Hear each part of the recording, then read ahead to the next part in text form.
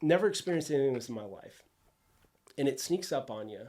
And I've talked to probably a handful of people about this. Mm-hmm. So this is a terrible idea, what I'm about to say. But about 2021, 2022, I started feeling this burden. And you couldn't tell. It was like, oh, maybe it's stress from work. I'm traveling a bunch. I'm trying to make a living. My wife had just finished her MP degree. So she's trying to find a job. And like, that's supposed to be the savior of our life. Like, oh, she's going to be a nurse practitioner. Mm-hmm. I can do whatever the hell I want, like it'll be great. And at that point it was like, she got a job and I was in the best shape of my life and the kids were in a good school. Like everything from the outside looking in, you're like, man, I wish I was Mitch, or I wish I was their family. And I could not break myself. So what I would do is I would work out in the morning. I'd get all cleaned up. I'd take my kids to school. It's about 7:30. My wife would leave for work right after. And I'd go right back into bed. Never to be heard from or seen from again. I'd ignore every phone call. And it just got worse and worse and worse and worse. And before I knew it, it's probably April time, 2022. I got so like in this horrible place of just every day just going, I just can't do it. Mm. And what I realized was, so I was about 38, and that I'm not young anymore. I'm in the late 30s. Everything that I was supposed to accomplish in my 30s are now coming to the toll is happening. Like the toll is due. And I get to this point where I'm like, well, fuck, man. Like, is this it? Like, that's the feeling, the burden that I felt. It's like, this is it. My wife has a great job. I'm running 6 miles a day. I take my kids to school and I come home and I can't answer my phone because I just can't deal with anything. Mm-hmm. Little, big, like whatever it is. It's like, I just can't handle it. Mm-hmm. And I was like, got to the point, and this was months, and I was carrying deep. There was only one other person I called and I said, hey, if I start canceling things, because you start like, you get invited to a bunch of stuff. It's like, yeah, that sounds awesome. And then you'll cancel last minute. And, before you know it, it's like, becomes just such a burden. It sounds like you understand that, like the feeling of like, I've been there. And you cancel so much, you stop getting invited. Yes. Where it's like, and nobody's wondering why. So I call, and then you start, it's a cycle that doesn't stop. Is like, well, now people aren't inviting me. All the friends that I had are like, they've abandoned me. And nobody understands where I'm coming from. Like nobody would ever experience, like nobody knows this feeling that I'm feeling. And it starts to get worse and worse and worse to the point where Friday, I never forget the day. It's a good reason I don't. It was Friday. I dropped the kids off at school. I think we had a really fun weekend planned, and I was just so depressed. And I remember going to the bathroom and going on my phone and going, what would be really easy is just, what if it's just like the easiest way to die? And it was the first time that I'd ever had that thought. Mm-hmm. I've always like, you have those ideations a little bit, like when you start getting really dark, where it's like, man, this would be so much easier if I wasn't here or whatever. But it was the first time I'd ever gone, man, what would be the easiest way? Mm-hmm. And I was in just such a dark place, and I Googled easiest way to kill yourself. Stupidest thing ever, right? Easiest way to kill yourself in Google. And the only thing I saw were like these suicide hotlines. Yeah. And I was like, son of a bitch. I was pissed because Google didn't understand my search. Mm-hmm. That's how like delusionally dark I was. And so I texted my brother because I knew my brother had told me he struggled with just dealing with life sometimes. It's like, he's a doctor. It's big. Like he's the one person I was like, he's not going to tell anybody. And I text him, hey, have you ever thought about, like, it's kind of like that, like hey, how you doing? How are the kids? Hey, have you ever thought about it? ... And he calls me right away. Yeah. He's like, what'd you do? What are you feeling? Have you planned it? Like, he asked me all those questions you ask. And not in a judgmental way, but it was the first time I was like, oh, I'm not alone. It was like a first like click off where I was like, oh, okay. So it's okay that I did this. It's okay that I sought this out, because the thing that stopped me, and it still struggles, because my wife was in Spring Branch doing her practice, right? Wasn't going to get home till 7 or 8.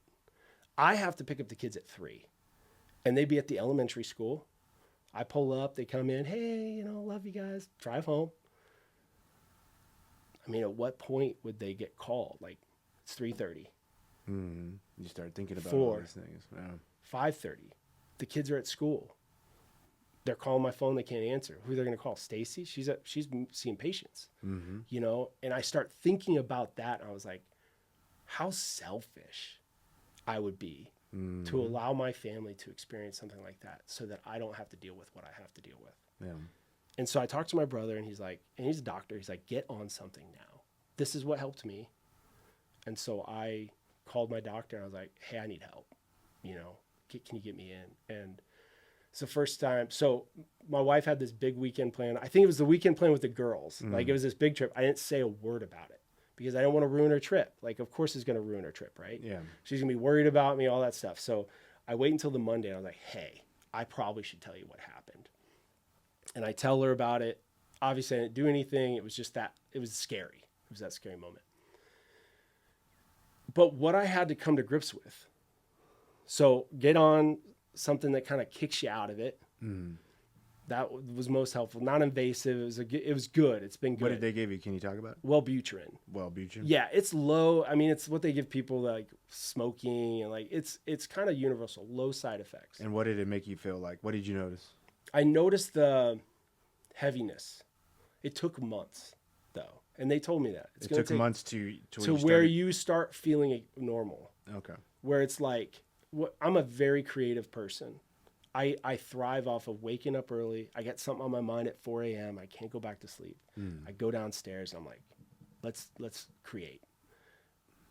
It just disappeared for years, and I didn't know why. And then I didn't notice it, and then it's just started. So they put me on Wellbutrin, a lower dosage, worked it up, but it was like 6 weeks before I was like, oh, it's working. Like, I felt better, probably a placebo effects, like, okay, I got something. At least there's something working. Yeah. But about 6 weeks, I started getting excited about things again. Yeah. Where it was like, okay, well, I can do this. Okay, I can do this. Now, thankfully, I didn't go super deep into alcohol or drugs or anything that was like the unhealthy version of what would make me feel better. I probably dug pretty deep into health. Yeah. Like, that was kind of my drug at the time. But ultimately, it took me a good 6 weeks before I was like, okay, things are going to be okay. Okay. And you don't think that the working out, being on that regimen, see, that's the thing. it could have been I was doing that combination still. That's why I was like, I don't understand what's happening to me. Yeah. And that was the first time I was realized that I need to be on something just to balance me out.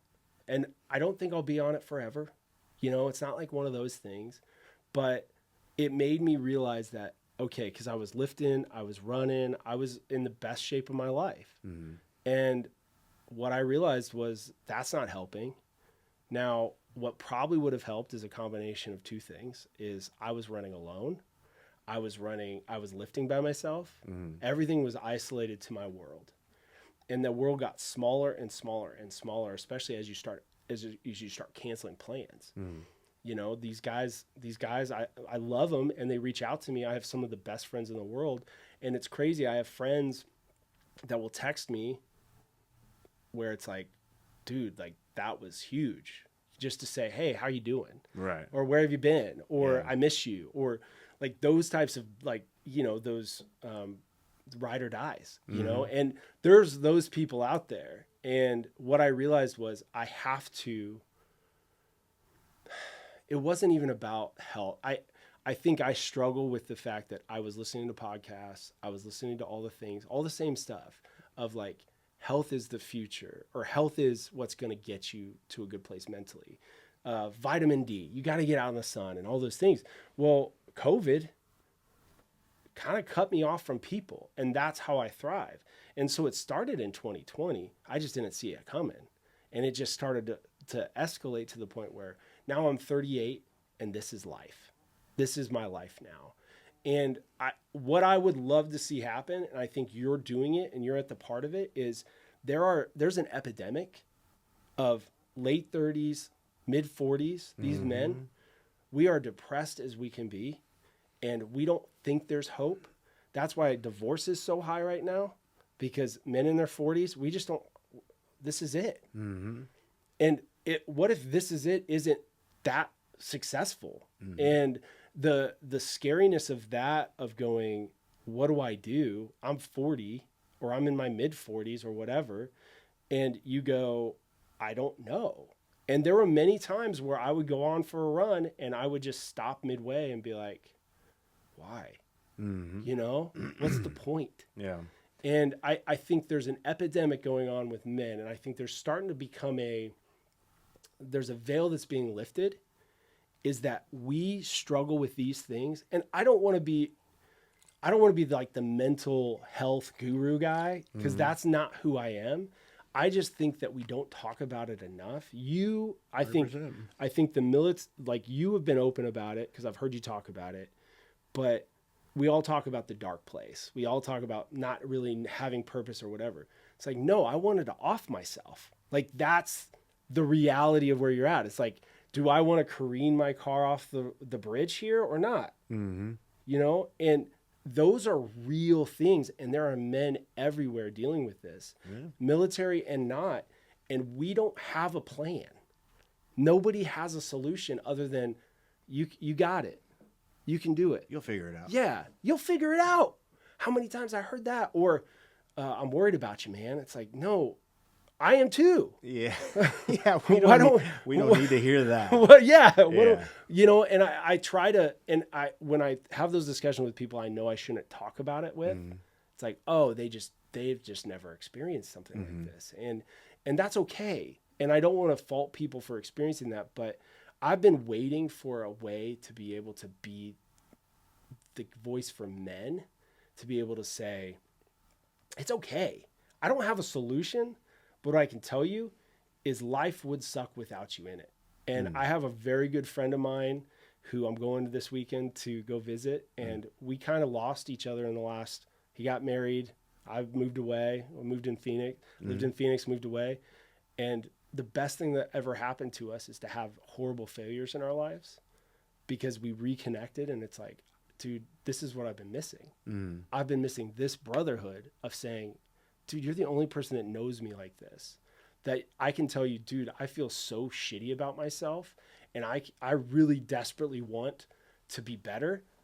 And he's not going to go, okay, here's the 4 steps to how you fix it. It's like, no, man, like, I just need somebody I can tell this to. And I think ultimately we're so afraid of that. I mean, I would love to hear your solution. I would rather, I'm still an evangelical Christian. I grew up in the church, so it's hard for me to be like, you know what? Let's hit psilocybin. Let's do a DMT. Like, I'm a little hard to get there yet. Maybe I'll get there one day. We'll get you there. We'll get you there. Well, but what do you think men need to experience and hear? Because that's the biggest thing. They need to break down their ego. Ooh, that's the problem. Like, this is what I learned from my experience with psychedelics. How many times have you taken them? I mean, it's not like a regular thing. I've only done one retreat where Okay. it's like a administered retreat. But as far as like microdosing and stuff like that, like once I experienced it the first time, I was like, I fucking love this. So I did it probably for 2 years, and I would microdose probably 2 to 3 days out of the week. And then I would do like hero doses or, heavy doses on the weekend. I like that term. If I could. And I didn't have a lot going on for me back then, so I could get away with it. Nowadays, I'm like, I can't do that. What do you do when you do, like, you're not in a controlled environment? This is like hero doses at your house type thing? At my house, yeah. So after the kids would be laid down for the night, I'd be like 8, 9, 10 grams of psilocybin mushrooms. I'd just eat them, and then boom, you blast off. And what is your ideation? What does it go to? Like, what is your like go to when you go into that spot? Because I assume it's like a trip, right? It's a trip, and it's like obviously you want to be in a safe space. Some people freak out when they're on them. I actually find a very comfortable place. Like, I mean, a cop car could pull up, and I could have a conversation with the cop, and I'd be much more friendly than I would be if I was not on them. You know what I mean? Like, so I mean, everybody's different. You kind of got to see how your body reacts to it. Yeah. A lot of people, their body reacts to it like it's poison. It makes them want to puke because they're not used to this, whatever it is. But for me, my body agrees with it. And, but I would say like the biggest problem, if we're going to help these guys, for one, we need to make communication a priority, right? We need to, like, guys are guys. Guys are tough guys. I ain't got a problem, whatever. Bullshit. We all got fucking problems. Yeah. I don't care who you are. Yeah. Look at Hunter Biden. All right. Yeah. He grew up with silver spoon in his fucking mouth. He's Absolutely. a fucking train wreck. Yeah. All right. So it doesn't matter where you're from, what walk of life, what race, what religion, doesn't matter. You got fucking problems, and we need to make it normalized to talk about it. Yeah. It's okay to, like you were saying, your brother Yeah. was like, what happened? Tell me this, tell me that, tell me that. And you realize for the first time in your life, my brother thought about this at some point, Yeah. or he knows people. Or at least he knows people. Yeah. Exactly. Yeah. So that's a big part of it, right? And realizing that we're not alone in this feeling. Like I read a post the other day, and it was like Mr. Beast, all right? The youngest billionaire, 27 years old, the youngest self-made billionaire that didn't come from a family of wealth, right? And it's like, you got all these kids that are like idolize him, they follow him. He's a huge account. It's like, how much of a psychological effect is that going to have on all of them? Right? They're kids right now, but they're like, oh, if he could do it, I could do it. Yeah. When you're a kid, you could think you can do everything. Anything, yeah. Right? That's so crazy. So I it's didn't like even they think grow about up, they that. hit 27, they're like, shit, I'm still broke. And then they hit 37 and they're like, fuck, I'm still barely getting by. Like So like social media has a very profound effect on like kids' psychology and like what's going on with their expectations of themselves and society, what they think society expects on them. Like they always talk about women, and they're having these like issues with their bodies because they, they're constantly looking at these supermodels and everybody they see that's in front of the camera is just gorgeous, like, right? And it's like, well, I'm not that. So then they start to have these problems and stuff like that. Well, men are the same thing. Men go through the same thing. They see guys with all this success and they've had, all of these, this resume that's just like stellar. But what they don't understand is the guy that you're jealous of or you're envying, like that guy started in your shoes. Maybe not at the same age as you are, but he started there too. At one point, he was in your shoes going, fuck, what do I don't have anything. I don't have any experience. I don't have anything, you know what I mean? But like, you just start down a road, accomplish something, sweet. All right, from there, let's accomplish this. Okay, now I did that. Now let's go to here. And before you know it, like once you get into this grind of just like, I did it. I did it. I did it. Eventually you're going to look back and you're going to be filling out your resume or updating it. And you're going to be like, holy fuck, I'm that guy that I fucking idolized. Yeah. And you just, I talked about in the last one, but like, just be patient. Like, understand this stuff doesn't all happen for people at the same point in their life. And like what you're seeing on social media or whatever, those are anomalies. That's why they're on social media. That's why there's articles that are made about them. That's an anomaly. The rest of us, 99.99999% of us are in your exact shoes. And some people don't make it until they hit 60, right? Like, what are they saying? Like the Kentucky Fried Chicken guy? Yeah. Colonel Sanders, like the legit guy. Well, it didn't even start until he was like 61 or some crazy number. It's just like failure, denial. Nobody wanted to help him, and then boom, he did it. And it's just like, I don't know if they could teach anything. I guess maybe that could be something that they could add to the curriculum for men's education. Is like it's okay if it takes you longer. It doesn't make you a failure. Just be patient. Like life is gonna hit you. Life is fucking hard today. Like when I was a kid, I was like, if I can just make $100,000, I'm going to be set for life. Oh, you know yeah. what I mean? Oh, yeah. $100,000, you're hurting right now. Yeah. Like seriously. Yeah. So it's like, just be patient. And like what I would recommend to people that are out there that are struggling is like, find things that you can, like side hustles that you can do, that you can work into your schedule, but still maintain your family, right? Because you still have to give your family quality time. So I would recommend like, okay, you have your safe job. This is what we're going to pay the bills with. Okay. It's just enough to get by. Right. Which is basically right. Yeah. Exactly. Okay. What can I do where I got time on the weekends. I got time in the evenings, or I got time in the morning. Whatever it is, like find something. There's so many side hustles out there that people can do that'll help them just make a little bit extra. And it's like a snowball effect. That little bit, now with that little bit extra, I can do this. And then that adds a little bit more, and that snowball just keeps growing and growing. And then eventually you look back and you're like, damn, I'm doing it. Yeah. It's kind of crazy. And so if I could give anybody advice, patience. Yeah. I think that is probably the one thing that I don't have and most men don't have, right? Like, but I think if you can look at it from that perspective, I had somebody tell me, because being in ministry, you're kind of limited on income, is like extras. Like, how do you monetize the things that I know? And I talked to my mentor at the time, and he told me, you find a need, you fill the need. It doesn't matter what it is. And work is work. There's honor in that. Don't. I had a guy recently that I've known for years. He knew me in the church world, and I saw him at this restaurant, and I did door dashing for a while because I was like, hey, I wonder how much money I can make, right? And I dropped off DoorDash. How much money can you make? Not much. Not enough. I went on a Sunday night and I was like, hey, Stace, we don't have anything going on. Can I just go DoorDash? Like, legitimately, that's because it's so easy to sign up. I was like, I just want to see. It's like a social experiment. I don't have any like pride about it. It's like, I don't care. You're going to pay me $10 or whatever. I made $32 in an hour and a half. And I was like, okay, not for me. So, I mean, it's $20-ish dollars an hour. Anyway, this guy, I was in his neighborhood because I know the neighborhood. I have friends who swim in their pools over here. And I pull up in my car, I walk out, I drop the thing off, take a picture. That's what you have to do. Walk in my car and leave. Doesn't say hello. I saw him. Doesn't wave, doesn't anything. I go to this, I was at like a barbecue place, and he goes, hey, were you door dashing the other day? And I was like, yeah, man. Just seeing how it was going. And he goes, is everything okay? Oh, fuck, man. People got to stop doing that. Yes. Right? Are you sure? Is everything all right? I was like, are you going to offer me a job that pays? Like, okay. Yeah. I mean, I don't know how to put myself out there, but I think ultimately what I've come to realize is money is easy to make. You can find a way.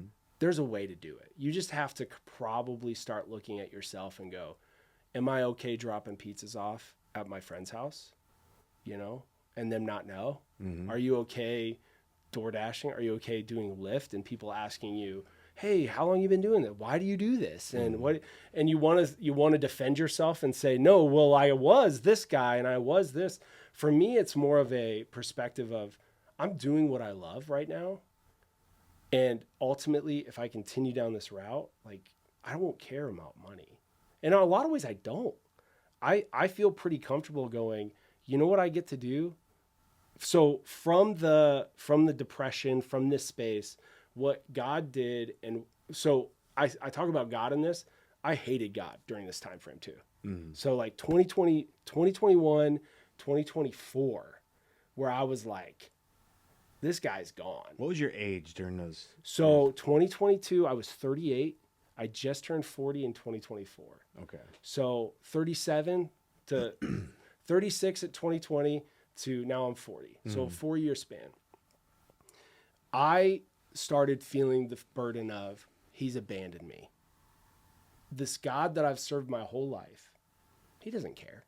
All the things that I thought that mattered don't matter. Like, that's where I got. And so I talk about God's ultimate plan, but like, this is the last few months where I'm like, okay, I can get back to understanding, like, God doesn't have anything to do with it. What he has to do is, like, he loves me, and that's what he can guarantee. He created me. I am who I am because he created me this way, and he loves me unconditionally. That's what you can guarantee. You're not going to guarantee being a millionaire. Like, that's silly when you actually think it. When you actually break it down, you're like, this is crazy. So from 38, I start getting my creative juices back because I start getting on some meds, break the curse of, like, the veil starting to lift. And I go, I know a ton of people, and I go to Eugene, Oregon. This is where the story kind of gets a little crazy. This is how I got today. So this is all for a purpose, Shawn, I promise. I believe so stick with me. You know what I noticed real quick before you start this? Yeah. At this point in your life is when you started asking for help. Bingo. Yeah. Bingo. I thought I got this. I got this. Don't worry about it. I'm good. All these things. When I started going, man, I'm not where I want to be. And I feel like you get to the value of like, I'm worth more dead than alive. Best thing that ever happened to me. Because that is bottom. When you start going life, and I have kids that love me, I have a wife that adores me. I think she still does, all those things. I was 18 years. We're celebrating 18 years in June of marriage. Ultimately, all those things, it's like, I have the greatest life. So what's wrong with me? And what I came to grips with was, once I started to realize I have no control over the environment around me, all I can really control is me, my attitude, my heart, my effort and attitude. That's what I tell my kids all the time. Mm-hmm. Those are the two things. What can you control today? They're going in for a test. I want to go do this. My daughter just turned 13. Everything's a big deal, right? What can you control? Mm-hmm. Effort. And I make them tell me effort, attitude. That's all you can control. And so I take those same things to heart, and I say, once I start reaching out and I broke the haze of the creative, like where I was finally like, I feel like myself again. I started getting ideas, and those ideas became big ideas, and I started executing on those ideas.